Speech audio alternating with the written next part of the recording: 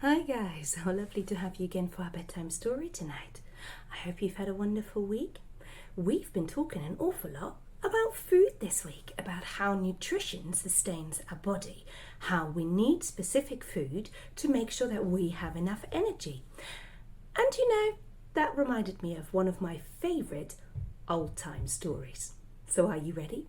Snuggle yourselves in tight. Have you got your favourite cuddly? Great, then let's go. Tonight we're reading The Runaway Dinner, written by Alan Arbach and illustrated by Bruce Ingman. Now, here's a story for you, full of such fun and exciting stuff. You will surely love it. And the best part is, it's all true. There was once a boy. Banjo his name was. Yes, Banjo Cannon. Well, he was a little boy. This boy lived in a house, slept in a bed, wore all the usual sorts of clothes, socks and scarves and such, loved his cat named Mildred, and his mum and dad named Mr. and Mrs., and every day, summer or winter, rain or shine, had a sausage for his dinner. On his own little plate, with his own little knife and fork, and a salt cellar and a ketchup pot on his own little table with his own little chair. Yes, a sausage for his dinner. Now, here's the exciting bit, the unbelievable bit, though it is all true.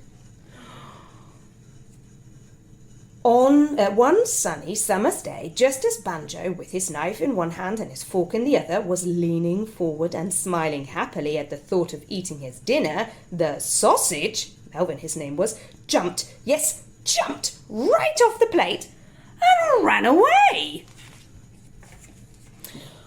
Well, then, of course, as you might expect, the fork ran after the sausage, the knife ran after the fork, the plate ran after the knife, the little table and the little chair ran after the plate, and Banjo, that hungry little boy, ran after all of them. Actually, if you want the whole truth, he ran after a few other things as well.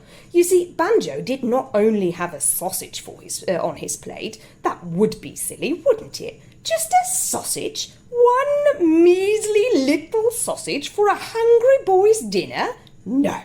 Banjo also had 3 fat peas, 4 baby carrots, and a handful of fries. Yes, and the thing is, of course, they were all on the plate as well. And when Melvin ran off, they, as you might expect, followed him. The peas, as it happened, were all boys, Peter, Percival and Paul. And the carrots, all girls, Caroline, Clara, Camilla and Christabel. As for the fries, well, there really were too many to name them all, though being French, of course, they had names like François, Fifi and so forth. So that's it, the absolute truth, the complete picture. See, here they are, the whole lot of them, not forgetting Mildred the cat and Mr. and Mrs. and Bruce, the next-door neighbour's dog. Nearly did forget him, though he was chasing Mildred, actually, all racing down the road. Well, the first thing that happened was the carrots, all 4 of them, escaped by hiding in a paper bag. Bruce chased Mildred up a tree, and a pigeon ate Percival. Melvin, meanwhile, was running strongly on his 2 little legs. He came to a pedestrian crossing, waited for the green light, crossed the road, and ran into the park. The next thing that happened was Mr. and Mrs. bought 3 ice creams. A couple of their French fries escaped by sailing away in a toy boat. Au revoir! Bon voyage! Au revoir! And a duck ate Paul. Banjo, meanwhile, was running strongly on his 2 little legs, and the chair and the table were both running strongly on their 4 little legs. Actually, that's not entirely true. The little chair in particular was quite unfit, quite out of puff. He had to stop and have a rest for a while.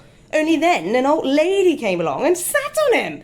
She was out of puff too. So then, of course, the little chair was stuck for a while.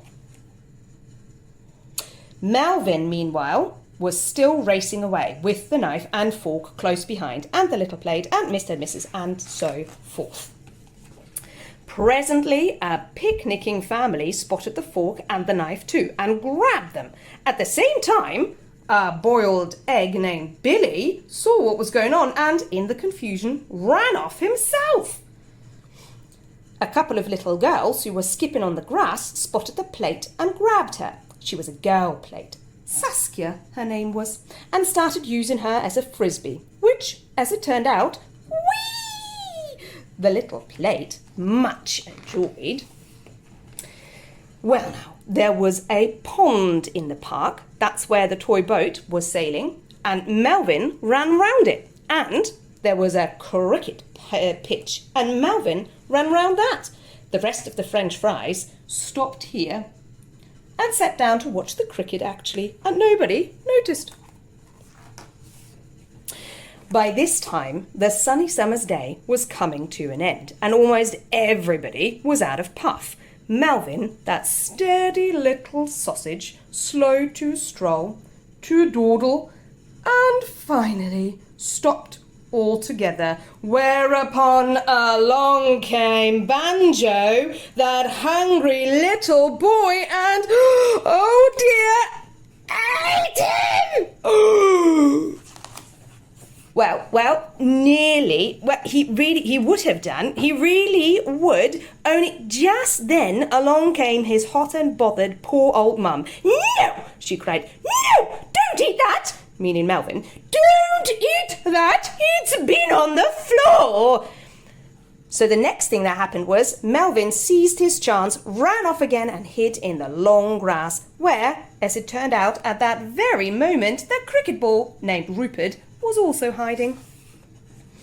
Meanwhile, the athletic little table, urged on by the salt cellar and the ketchup pot, was still racing along. His style was much admired by a number of park benches.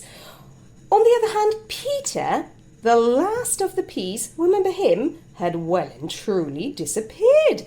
It was a mystery. He had to be there somewhere. Yes, take a look if you like. See if you can spot him. It was a sunny summer's evening. Home went Banjo, carried high on the shoulders of his poor old dad and his poor old mum.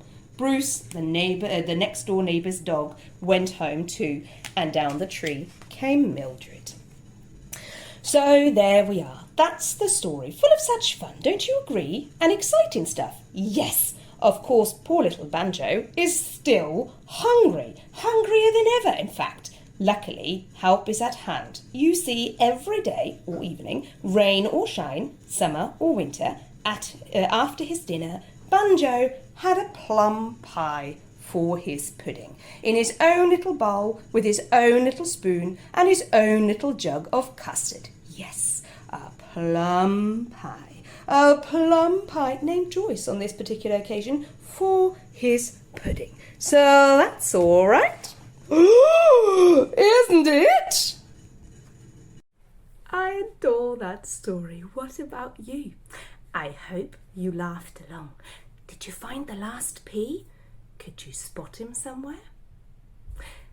For now, it is time for you to go to bed. So snuggle yourselves up tight.